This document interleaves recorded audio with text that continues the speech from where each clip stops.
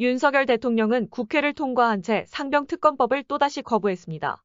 대통령의 거부권 행사는 하와이 방문 중에 전자결제로 이뤄졌습니다. 윤석열 대통령이 야권 주도로 국회를 통과한 채 상병특검법의 재의요구권, 즉 거부권을 행사했습니다. 취임 이후 15번째, 22대 국회 들어선 첫 거부권 행사라고 하네요. 대통령실은 별도의 브리핑을 하지 않았습니다. 그러면서 짧은 문자 공지를 통해 이런 이유를 들었습니다. 경찰 수사 결과 발표로 실체적 진실이 밝혀졌다. 야당이 밀어붙인 특검법은 철회돼야 한다. 고 주장했습니다. 특검법이 대통령실의 외압 의혹 등을 파헤치기 위한 것인데도 임성근 전 사단장이 혐의가 없다고 한 경찰 발표를 근거로 특검이 필요 없다는 주장을 하고 있는 겁니다. 대통령실은 또 해병의 안타까운 순직을 정치적 의도를 가지고 악용하는 일도 더 이상 없어야 한다고 주장했습니다. 6개 야당은 국회에서 규탄 대회를 열고 즉각 반발했습니다. 더불어민주당은 윤 대통령의 거부권 행사는 곧 국민을 상대로 한 선전포고라며 대통령 본인이 수사 대상이 될 수도 있는 특검법을 거부하면 안 된다고 강조했습니다. 본인과 배우자의 범죄 연루 의혹 은폐하기 위해 사적으로 남용한다면 그 자체로 중대한 헌법과 법률 위반입니다. 조국혁신당은 윤 대통령을 향한 특검법까지 발의하겠다고 나섰습니다. 여당은 대통령의 거부권 행사가 진상규명이라는 간절함에 따른 결정이라며 철통 엄호에 나섰습니다. 국회로 되돌아온 채 상병특검법의 재의결은 국민의힘 전당대회가 끝나는 23일 이후가 될 거라는 전망이 나옵니다. 윤석열 대통령이 거부권을 행사한 건 하와이에 도착한 지 5시간 반 만이었습니다. 대통령실 관계자가 출국 전 오랜 시간이 걸리지 않을 거라고 했는데 사실상 순방길에 오르자마자 전자결제에 서명한 겁니다. 윤석열 대통령과 김건희 여사는 순방 첫 일정으로 6.25 전쟁 참전용사들이 안장된 태평양 국립묘지를 찾았습니다. 그 이후 하와이 교민들과의 간담회가 예정되어 있었는데 간담회가 끝나고 거부권을 행사할 것이라는 예상과는 달리 시작 전에 전격적으로 상병특검법의 재의요구권을 제거했습니다. 왜 이렇게 빨리 또 거부권을 행사했는지 설명은 없었고 동포 간담회에서는 마이크를 잡았지만 관련된 언급조차 하지 않았습니다.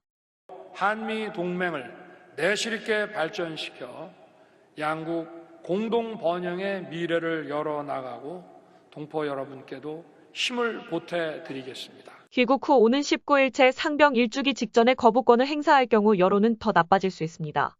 해외 순방 중에 거부권을 털어버리는 게 정치적인 부담이 적다고 판단한 것으로 보입니다. 또 이른바 김건희 여사 문자 공개로 친윤과 반윤의 사활적 계파 갈등이 고조되는 상황에서 시간을 끌어봤자 당내 분란의 소재로만 이용될 수 있다는 우려도 깔린 것으로 분석됩니다. 윤석열 대통령은 우리 시각으로 내일 새벽 인도태평양 사령부를 방문합니다.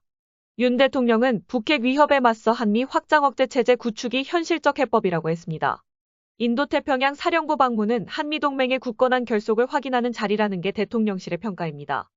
자, 그러면 지금부터 잠시만 주목해 주시기 바랍니다. 제가 구독자분들을 위해서 깜짝 선물을 하나 준비했는데요.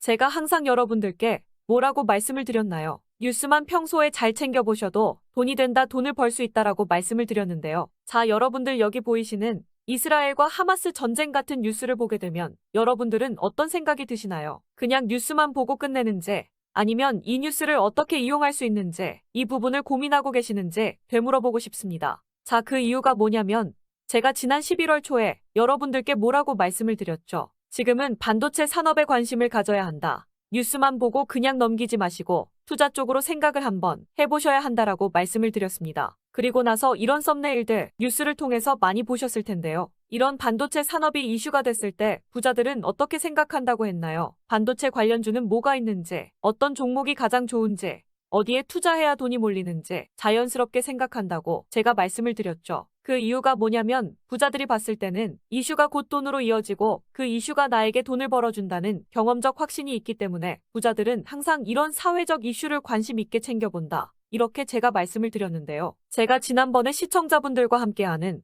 주식으로 수익 내기 이벤트를 진행했었는데요. 당연히 100% 무료로 진행을 했었고, 자, 여기 보시면 아시겠지만 제가 지난번에도 저한테 구독이라는 문자 남겨주신 모든 시청자분들께 이렇게 반도체 관련주 중에 가장 급등할 확률이 높은 딱 한 종목, 많은 종목이 아니라 딱 제주반도체 한 종목을 여러분들에게 추천드렸어요. 그러면서 여기 나와 있는 대로 정확히 얼마에 매수해야 하는지, 그리고 수익률이 어느 정도 나왔을 때 팔아야 하는지 이런 부분들까지 여러분들에게 정확히 알려드렸었는데, 자, 지금 실제로 어떻게 되었나요? 오른쪽을 보시면 아시겠지만 제가 11월 초에 문자로 이 제주반도체를 소개해드리고 나서 실제로 한 달도 지나지 않아서 이렇게 주가가 2배 이상 급등이 나왔습니다. 그리고 1월 말까지 이 상승세가 계속해서 이어졌죠. 그래서 당시에도 굉장히 많은 분들이 제가 드린 이 종목 제주반도체로 수익을 내실 수가 있었을 텐데요. 다시 한번 축하드린다는 말씀을 드리겠고, 자, 이번에도 마찬가지입니다. 최근에 이슈되고 있는 것이 AI, 즉 인공지능 산업이기 때문에 우리가 이렇게 생각해 봐야겠죠. 인공지능 산업의 경쟁이 심화되면 인공지능 기술에는 한층 더 높은 기술력이 반드시 필요할 수밖에 없다. 그럼 그 중에서 인공지능 관련 해외 특허가 많고 실제로 특허가 적용되고 있는 기업이 가장 크게 부각받을 수밖에 없다. 당연히 우리가 이렇게 생각해야 된다는 겁니다. 자, 그렇기 때문에 제가 이번에도 뭘 보내드린다. 인공이라는 문자 보내주시면 제가 인공지능 관련주 중에 앞으로 대장주 역할을 하면서 주가가 가장 크게 급등할 한 종목을 구독자분들에게 문자로 종목명과 사고 파는 시점을 모두 알려드릴 거예요. 그래서 여러분들이 주식으로 돈 버는 연습을 한번 해보시라, 이렇게 말씀을 드리고, 혹시라도 나는 주식을 하지 않는다 하시는 분들은 주변에 주식하시는 분들에게 추천을 해주셔도 되고, 아니면 연세가 있으셔서 투자가 어려우신 분들은 이 종목을 가지고 자녀분들에게 한번 사봐라, 이걸로 한번 수익을 내서 용돈 좀 챙겨줘라, 이렇게 조언을 해주실 수도 있는 거겠죠. 그래서 지금 이 영상을 보시는 시청자분들 중에 나도 이번 종목이 좀 궁금하다 하시는 분들은 누구나 상관없이, 그리고 어느 시간대나 상관없이 부담없이 이렇게 상단에 제 번호를 항상 남겨놓고 있습니다. 010-6819-3137번호로 저에게 이런 식으로 인공이라는 문자 보내주시면 제가 이번에도 똑같이 무료 추천 급등주 문자를 보내드리겠습니다. 이해되시죠? 제 번호 010-6819-3137번호로 인공이라는 문자 보내주시면 여러분들이 직접 이슈를 통해서 돈 버는 연습을 해보실 수가 있는 거고, 제가 돈을 받는 것도 아니고 투자를 대신해 드리는 것도 아니니까 부담 없이 신청해 주시면 되는 겁니다. 그리고 수익이 나면 저는 다른 것은 바라지 않습니다. 제 채널의 구독, 좋아요 한 번씩만 눌러주시기만 하시면 됩니다.